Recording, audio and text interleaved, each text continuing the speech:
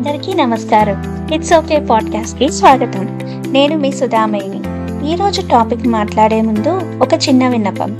మీకు ఈ స్టోరీ నచ్చితే లైక్, షేర్, సబ్స్క్రైబ్ చేయండి. కొత్త ఎపిసోడ్స్ వచ్చినప్పుడు మీకు వెంటనే తెలుస్తుంది. ఈరోజు మనం మాట్లాడబోయే విషయం మన జీవితాన్ని లోపల నుంచి మార్చగలిగే ఒక గొప్ప గ్రంథం నుంచి, భగవద్గీత నుంచి 5 పాజిటివిటీ పాఠాలు. మనలో చాలా మంది బయట సమస్యలతో కాదు, మనలోనే జరిగే ఆలోచనలతో అలసిపోతుంటాం. అందుకే ఈ 5 చిన్న పాఠాలు మీ మనసుకు శాంతినివ్వగలవు. మొదటిది, రిజల్ట్స్ గురించి ఎక్కువగా ఆలోచించద్దు.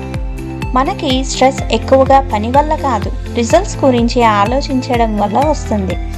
ఇప్పుడు మనం చేయగలిగింది ఏంటో దానిపై ఫోకస్ పెట్టండి, మిగతా అది కాలానికి వదిలేయండి. రెండవది, ప్రతి ఆలోచనను నమ్మద్దు. మన మనసు కొన్నిసార్లు నిజం కాని భయాలను క్రియేట్ చేస్తుంది. అది నిజమే అనుకుని మనం భయపడిపోతుంటాం. కొంచెం ఆగి ఆ ఆలోచనను గమనించండి. అది నిజమా కాదా అని ప్రశ్నించండి. మూడవది, రియాక్ట్ అవ్వకుండా న్యూట్రల్గా ఉండండి. జీవితంలో మంచి అయినా చెడు అయినా ఇవి రెండూ శాశ్వతం కాదు. వెంటనే రియాక్ట్ కాకుండా న్యూట్రల్గా ఉండగలిగితే మనసు బలంగా ఉంటుంది. నాలుగవది, మీ ఎనర్జీని కాపాడుకోండి. నెగిటివిటీ చాలా త్వరగా పాకుతుంది. మన చుట్టూ ఉన్న వాతావరణం మన మీద ప్రభావం చూపుతుంది. మీ పీస్ని దెబ్బతీసే వాటి నుంచి కొంచెం దూరంగా ఉండడం నేర్చుకోండి. ఐదవది, జీవిత ప్రయాణంపై నమ్మకం పెట్టుకోండి.